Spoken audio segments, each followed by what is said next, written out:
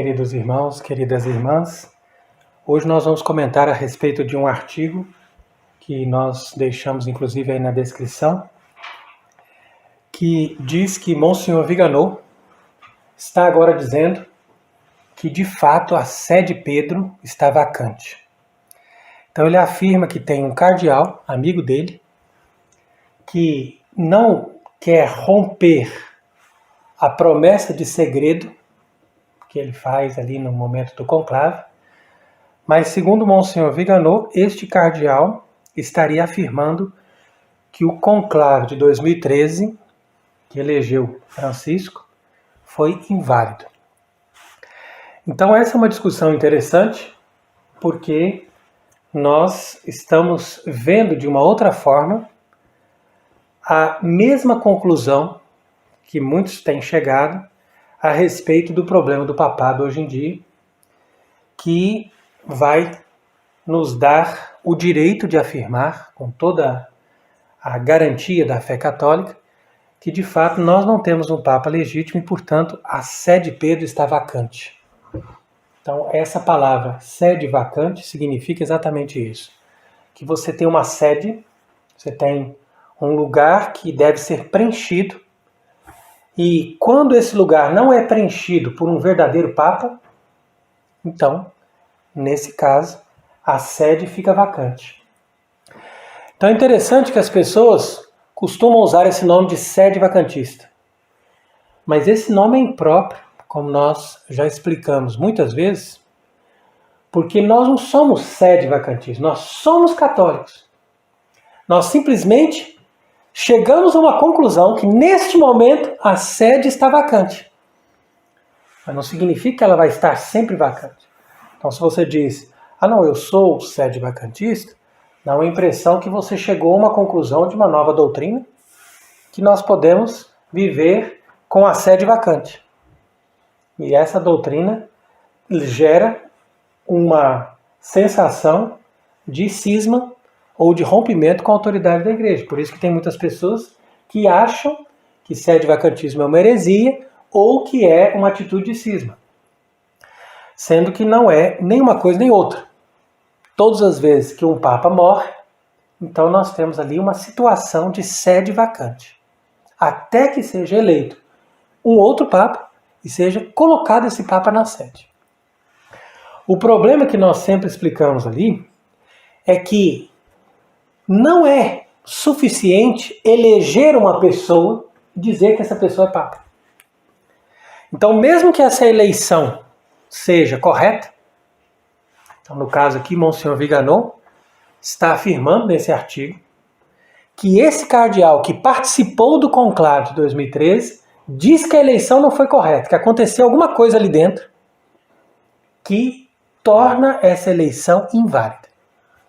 Mas veja bem, mesmo que a eleição fosse correta e fosse inquestionável, não significa que aquela pessoa vai se tornar necessariamente um Papa. E pode se tornar, como eu já expliquei outras vezes, um presidente ou então um chefe de Estado, alguém que vai ocupar, de certa forma, aqueles prédios, aquela estrutura, aquela função política da cidade do Vaticano ou do Estado do Vaticano. Isso aí a gente não questiona. Mas é diferente ter essa função política e ter o cargo de Papa. Ou seja, ter essa função diante de Deus, de ser o vigário de Cristo na Terra e de exercer o que nós chamamos de ministério petrino. Ministério petrino é o quê? É aquele ministério que Cristo deu somente a Pedro. Não deu para nenhum outro apóstolo, somente para Pedro. E ele, então, ao dar esse ministério para Pedro, colocou Pedro como chefe da igreja. Por isso que nós chamamos de ministério petrino. E esse ministério petrino tem essa função de pontífice. Pontífice por quê? Porque ele faz a ponte entre o céu e a terra. De tal maneira que tudo que ele liga na terra é ligado no céu. E o que ele desliga na terra é desligado no céu. Então esse privilégio é único. Isso dá ao sucessor de Pedro uma autoridade impressionante. É a autoridade máxima. E essa autoridade que Cristo deu para Pedro é uma autoridade divina. E o maior erro daqueles que continuam afirmando que Francisco é Papa, mesmo sabendo que Francisco não é católico, é pelo fato deles não entenderem que a autoridade de Pedro não é uma autoridade humana, mas é uma autoridade divina. É diferente de todas as outras autoridades. Todas as autoridades que existem sobre a Terra, elas podem ter uma investidura divina, mas ela em si mesma não é divina. Ela é uma autoridade humana. Portanto, ela se resume naquele momento, naquela função humana que aquela pessoa recebe. Entretanto, a autoridade do Papa, ela é divina, por quê? Porque esse que ocupa o cargo de sucessor de Pedro tem um acesso a Deus. Ele tem um acesso ao céu. É a única autoridade na Terra que pode fazer alguma coisa que muda lá no céu. Fala, ó, eu estou desligando isso. Lá no céu está sendo desligado. Imagina? Então é isso que configura o que nós chamamos de uma autoridade divina. E justamente porque um Papa verdadeiro tem uma autoridade divina, portanto, é a autoridade maior que pode existir na Terra, da qual todas as outras autoridades dependem. Porque senão elas são falsas autoridades, elas são ilegítimas. Então é por isso mesmo que nós costumamos dizer que para que ele seja um verdadeiro Papa, é preciso que ele tenha necessariamente essa ligação com Deus. Porque se ele não tem como pessoa a fé católica, ou seja, essa ligação com Deus de crer, ele não tem a base necessária para receber a autoridade de Papa. Aí que está o problema. Então é interessante que o caso de Monsenhor Viganò é um caso único, porque é uma pessoa que estava ali trabalhando para o Vaticano, inclusive ele foi governador do Vaticano, e que num determinado momento percebe a impostura de Francisco e percebe os escândalos de pedofilia, que são coisas que fazem parte exclusivamente da falsa igreja do Vaticano II. Se você for fazer uma pesquisa, nunca na história da igreja houve escândalo de pedofilia. Isso é provado historicamente.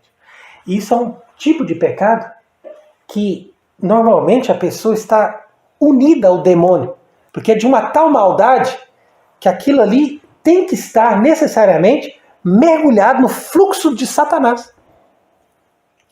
Então, a falsa igreja do Vaticano II, ela produz isso. Por quê? Porque ela não somente promove os homossexuais, mas ela também tem um fluxo de Satanás dentro dela para enganar as pessoas.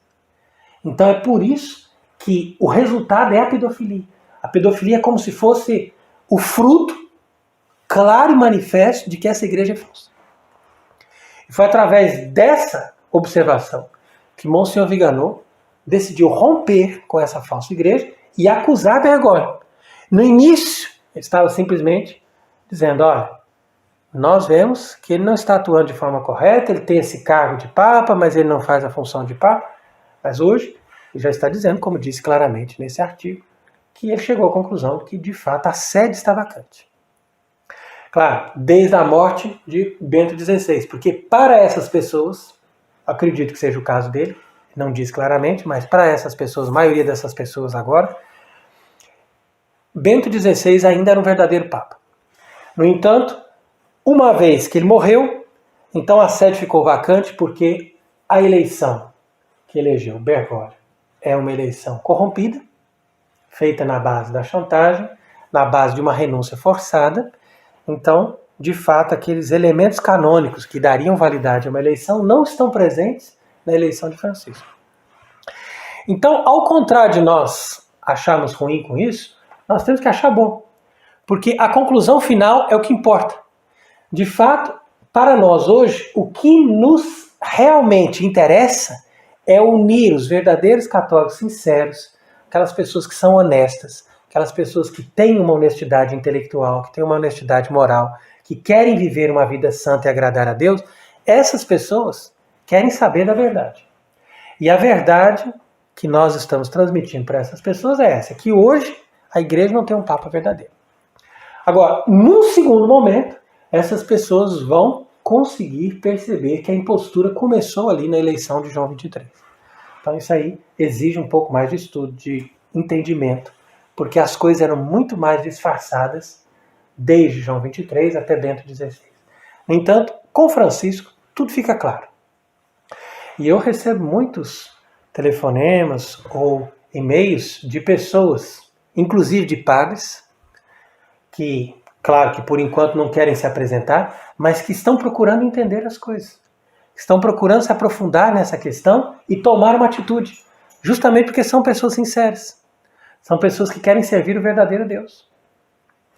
Então você veja que para quem quer saber a verdade e quem está livre daquela paixão por algum elemento que faz parte dessa estrutura da igreja moderna, fica muito fácil você discernir que nessa entidade não está presente a Igreja Católica. E uma vez que nós sabemos disso, as coisas se tornam realmente muito sérias, porque nós temos a consciência que não podemos nos salvar se não estamos dentro da Igreja Católica verdadeira. Então é preciso a gente buscar isso. Disso depende a nossa salvação. Então, inclusive, outro dia nós estávamos comentando sobre o Salmo 18, e justamente no fim desse salmo, nós temos essa passagem muito interessante quando diz que nós pedimos a Deus que nos purifique dos pecados ocultos.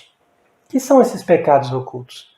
Não são simplesmente as coisas que nós fazemos sem as pessoas perceberem, porque normalmente nossos pecados são ocultos. Mas ali no Salmo 18, você está pedindo para Deus te purificar daqueles pecados que nem sequer você consegue perceber. E depois diz, temundabor a delicto máximo. Quer dizer, e eu serei purificado do delito máximo. E o que é esse delito máximo?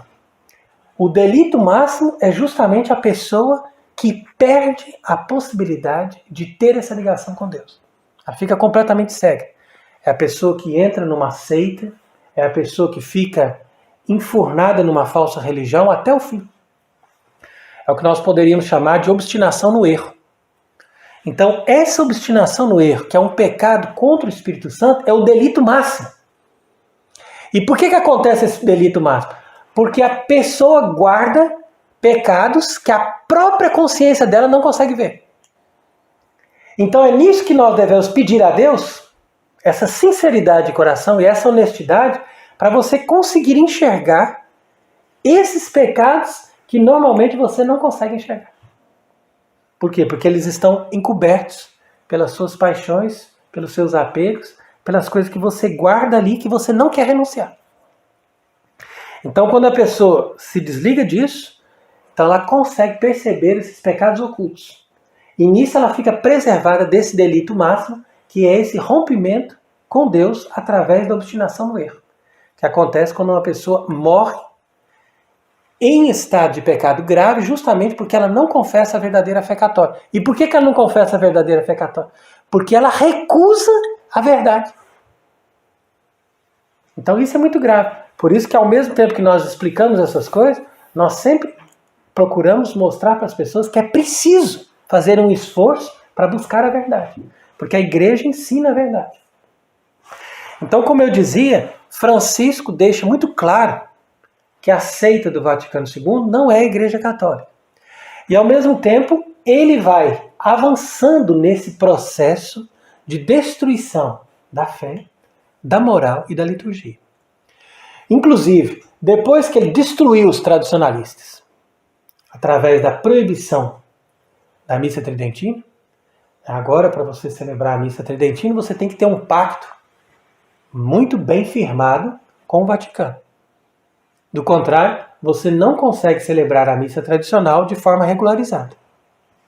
Então nós podemos dizer que hoje, com certeza, os padres que estão celebrando a missa tradicional em plena comunhão e regularizados com o Vaticano de Francisco, eles são traidores da Igreja Católica. Porque eles conseguiram fazer esse pacto. Então você perceba que quando Francisco conseguiu destruir os tradicionalistas com esse golpe final contra a Santa Missa Católica verdadeira, ele então agora começa a atacar os conservadores, os grupos que se dizem mais ou menos ali conservadores, que faziam muito sucesso na época de João Paulo II, que eram liberais quanto à liturgia, celebram missa nova e tal, mas guardam uma batina de vez em quando, faz ali alguma oração em latim de vez em quando, prega uma moral mais correta, como é o caso do Opus Dei. E a Opus Dei saiu-se muito bem com o Vaticano II e com, principalmente, esses falsos papas que a apoiaram, principalmente João Paulo II. Agora, atualmente, Francisco já está minando esses grupos também. Porque recentemente ele destrói os privilégios e transforma a Opus Dei de uma prelazia pessoal em um simples instituto de vida apostólica ali. Então quer dizer que isso mostra que todo esse poder que a Opus Dei acumulou vai agora cair por terra. Porque eles ficaram muito mais vulneráveis através desse decreto recente que Francisco fez. Então é preciso a gente prestar atenção. Agora, no que tange à liturgia, cada dia aumenta a catástrofe.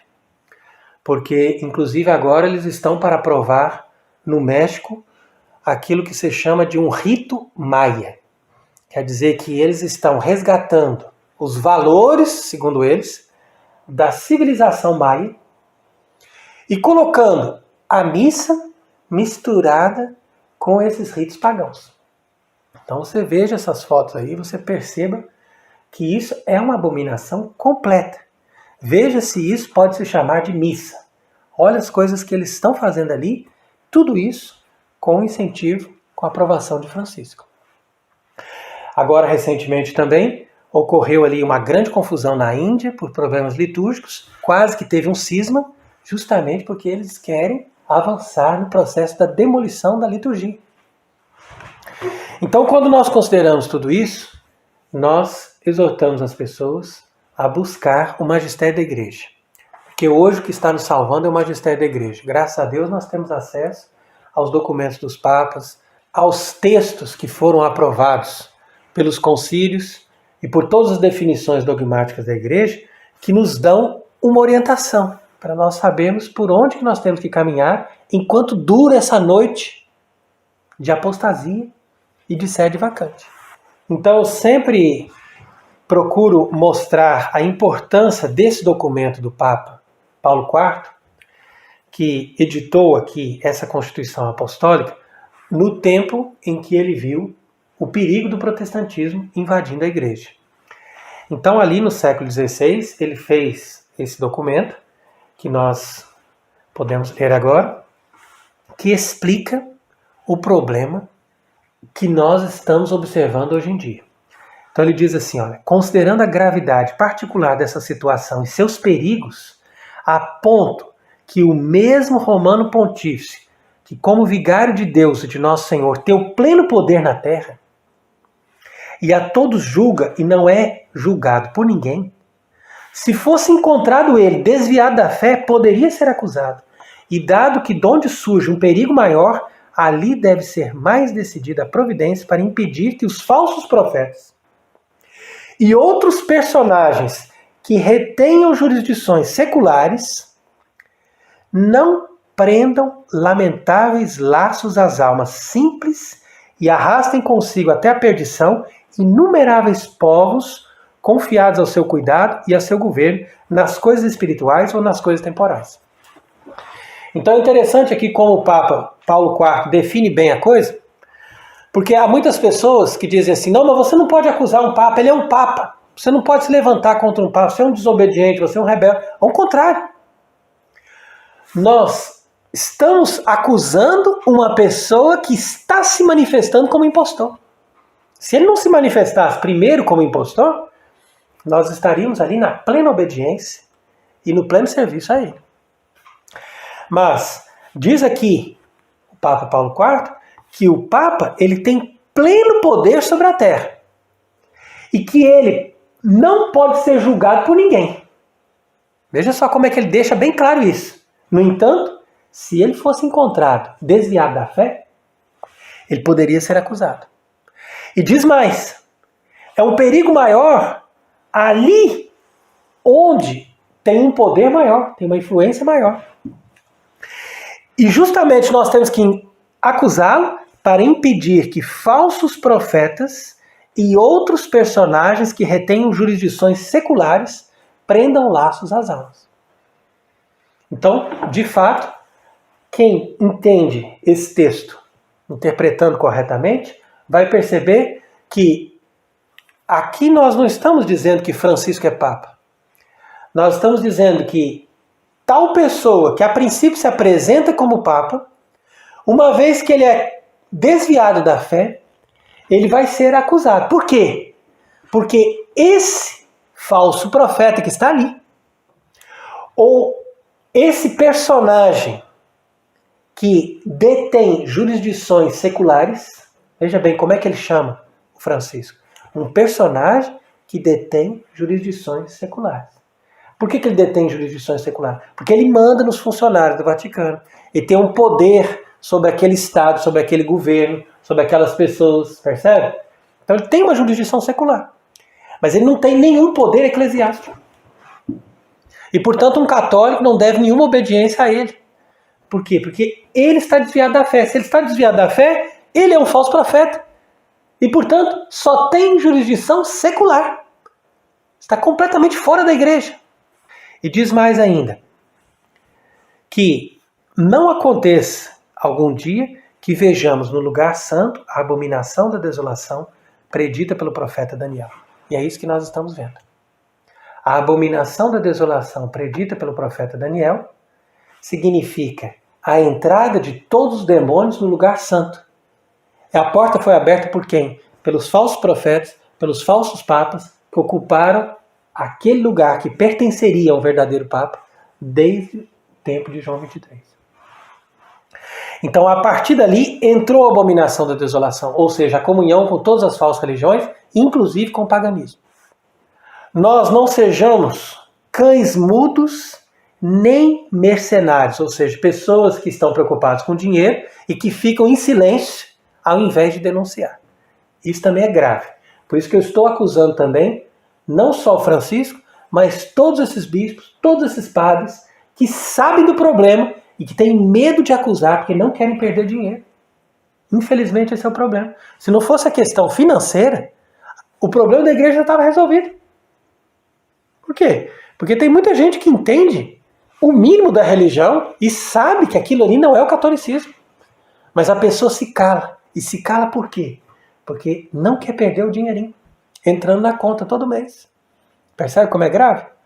Então veja ali, ó. Não sejamos mercenários, perversos, mas desejamos capturar essas raposas que estão devastando a vinha do Senhor e rechaçar os lobos para longe do rebanho. Diz aqui o Papa Paulo IV. Portanto, depois de madura deliberação com os cardeais da Santa Igreja Romana e irmãos nossos, com o conselho unânime assentimento de todos eles e com a nossa autoridade apostólica, aprovamos e renovamos todas e cada uma das sentenças, censuras e castigos de excomunhão, suspensão, interdição e privação ou outras de qualquer modo adaptadas e promulgadas contra os hereges cismáticos pelos pontífices romanos, nossos predecessores, ou em nome deles, inclusive as disposições informais ou dos sagrados concílios admitidos pela Igreja, ou decretos e estatutos dos santos padres, ou cânones sagrados, ou por constituições e resoluções apostólicas. Tá vendo? Então, tudo que é possível de arma, de munição, nós atacamos contra esses hereges e cismáticos que estão querendo aí dominar a igreja. E queremos e decretamos que destas sentenças, censuras e castigos sejam observados perpetuamente. Quer dizer que ninguém, em momento nenhum, até o fim do mundo, pode anular esse documento do Papa Paulo IV. E depois ele conclui: queremos e decretamos que todos aqueles que tenham sido encontrados em cisma ou alguma heresia, sejam eles de qualquer grau, bispos, arcebispos, patriarcas, primazes, ou de qualquer autoridade ou dignidade eclesiástica superior, percam imediatamente o seu cargo. Então quer dizer que, a partir desse documento canônico, nós podemos visualizar um princípio que está por trás aqui. Qual que é o princípio? O princípio é o seguinte, que a autoridade do Papa ou de qualquer ofício eclesiástico, que vem por sua vez do Papa, porque é o Papa que dá a jurisdição, portanto é ele que dá autoridade para qualquer ofício eclesiástico, toda essa autoridade tem que vir necessariamente da fé. Porque senão, não há sentido em dizer que a autoridade do Papa é uma autoridade divina. Porque como que ele pode ter uma autoridade divina se ele não crê?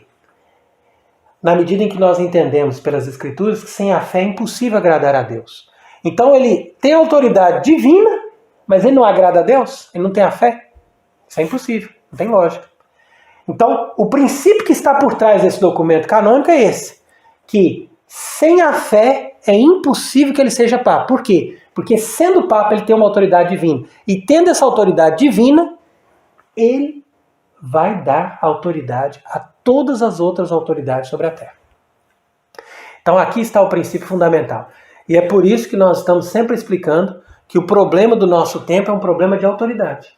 Porque se nós temos autoridades ilegítimas, e nós obedecemos às autoridades ilegítimas, nós estamos indo contra Deus. Então, uma pessoa que obedece uma autoridade ilegítima, sabendo que aquela autoridade ali não está agindo em nome de Deus, e essa pessoa mesmo assim obedece por interesse, essa pessoa está traindo a Deus, traindo a igreja. Então, é por isso que a gente tem que ler também aqui essa bula Unam Santam do Papa Bonifácio VIII. Que essa bula nós consideramos um dos documentos mais importantes de toda a história da Igreja Católica. Então veja o que diz. Esta autoridade, ainda que tenha sido dada a um homem e por ele seja exercida, não é humana, mas divina. Então é aqui que o Papa Bonifácio VIII, não sou eu, é ele que está dizendo que a autoridade do Papa é divina. Foi dada a Pedro pela boca de Deus, quando o Senhor disse a Pedro, tudo o que ligares será ligado. Assim, quem resiste a este poder determinado por Deus, resiste à ordem de Deus. Então, por isso que é muito triste quando nós vemos pessoas que ensinam que é possível você resistir a um Papa. Porque resistir a um Papa, ou resistir à autoridade de um Papa, é resistir a Deus. Então, se a pessoa considera que Francisco é Papa e, ao mesmo tempo, acha que pode resistir à sua autoridade, pode desobedecê-lo sem problema, essa pessoa está diretamente contra Deus. E daí o perigo do galicanismo, que o galicanismo se desenvolveu muito na França, primeiramente, e depois em outros países do mundo, inclusive no Brasil. Por quê? Por causa da Fraternidade de São Pio X. A Fraternidade de São Pio X foi como se fosse um antro de resistência ao Vaticano II. E essa resistência ao Vaticano II e à Missa Nova se fazia em nome dessa doutrina galicana de que não é preciso obedecer sempre ao Papa. Porque se eles tivessem a conclusão certa, dizer, não, nós não obedecemos ao Vaticano II e não obedecemos à Missa Nova, porque nós entendemos que essas pessoas são falsas autoridades, eles não são verdadeiros papas. Se fossem verdadeiros papas, nós estaríamos obedecendo. Então estaria tudo bem. Mas por essa sutil diferença, à medida em que eles dizem que não obedecem, apesar de serem verdadeiros papas, então, nesse caso, eles estão convocando as pessoas à desobediência a uma autoridade legítima. E essa desobediência a uma autoridade legítima, e principalmente uma autoridade suprema, que é a autoridade de um papa, é algo não somente prejudicial para a alma, mas é algo que corrompe a igreja pela raiz. Corrompe a igreja pela raiz. Por quê? Porque nós nos salvamos pela obediência. É o nosso vínculo com a autoridade que nos salva. Não é a nossa capacidade de interpretar a Bíblia, como diz o protestante, e nem a nossa capacidade de executar ritos. Ah, você faz muito bem esse rito, você vai se salvar. Não. Quem se salva é quem obedece a palavra de Deus. Então você pode fazer milagres, você pode entender toda a Bíblia, você pode fazer ritos muito bem feitos, celebrar uma missa tradicional maravilhosa. Se você não obedece a Deus, você não se salva. Isso está bem claro no Evangelho. E como que nós obedecemos a Deus? Obedecendo às autoridades legítimas que nos governam em nome de Deus. E essa autoridade legítima começa com o Papa, como ensina aqui na bula Unam Sanctam, o Papa Bonifácio VIII.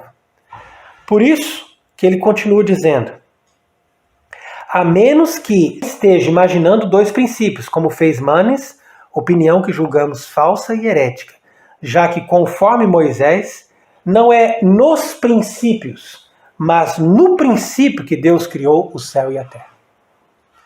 Então isso aqui é muito interessante, essa pequena frase, um pouco difícil de entender, dessa bula Unam Sanctam, por causa disso, porque ele está ensinando aqui que nós não podemos ter dois princípios, mas nós temos um só princípio. E justamente porque temos um só princípio, nós temos uma só autoridade legítima, suprema, que governa todas as outras.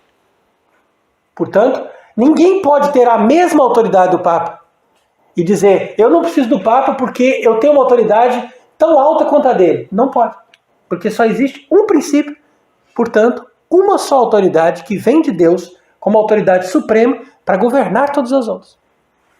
E foi por causa de perder essa lógica que nós caímos na abominação e na apostasia desde os tempos do Renascimento, do fim da Idade Média, e estamos chegando às últimas consequências hoje. Por isso declaramos, diz aqui, dizemos, definimos e pronunciamos que é absolutamente necessária a salvação de toda criatura humana estar sujeita ao Romano Pontífice. Então quem não se submete ao Papa, necessariamente está contra Deus. Então é baseado nisso que nós entendemos que nunca podemos nos submeter a Francisco. Por quê? Porque Deus não pode se contradizer com ele mesmo. Se ele ensinou pelos papas em todo o decorrer da história, e se nós observamos que Francisco está em contradição com todos esses papas em todo o decorrer da história, então eu não posso obedecer Francisco e obedecer ao mesmo tempo todos esses outros papas, porque eles estão em contradição. Então, para que o princípio da contradição seja preservado, eu tenho que admitir uma das duas coisas. Ou Francisco começa a ser verdadeiro Papa, a partir de agora, e todos os outros são falsos. Nesse caso, nós estaríamos criando uma nova igreja a partir do Vaticano II, ou a partir de Francisco. E somente essa nova igreja seria divina e verdadeira, o que é absurdo.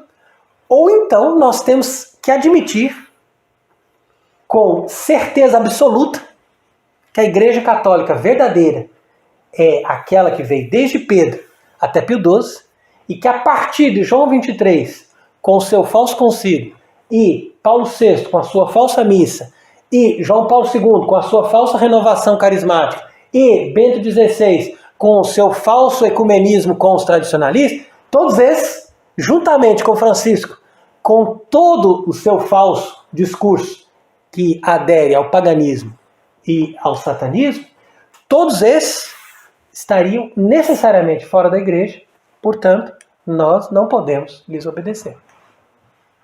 Então, essa é uma conclusão que é óbvia a partir desse raciocínio que nós estamos seguindo e que, por sua vez, não nos exige um grande conhecimento nem uma super espiritualidade. Exige simplesmente, como eu disse no início, a honestidade da inteligência e a retidão do coração.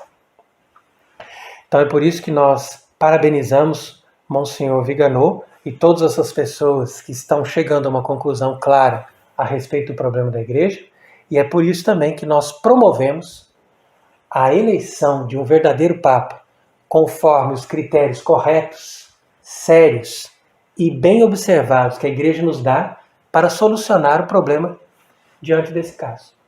que a nossa intenção não é manter uma sede vacante, mas ao contrário, termos um verdadeiro Papa católico que possa nos governar, a quem nós iremos servir e obedecer e através de quem nós estaremos vivendo para Deus. Uma vez que nós sabemos que obedecer o Papa é obedecer a Deus e através dessa obediência a Deus nós seremos salvos, porque Cristo nosso Senhor nos garantiu isso e Ele nunca poderia mentir para nós, nem nos enganar, nem nos colocar numa armadilha. Portanto, que Ele seja bendito para sempre e que a Igreja Católica possa ser restaurada através de um verdadeiro Papa que nos dê a verdadeira fé católica de todos os tempos. Amém.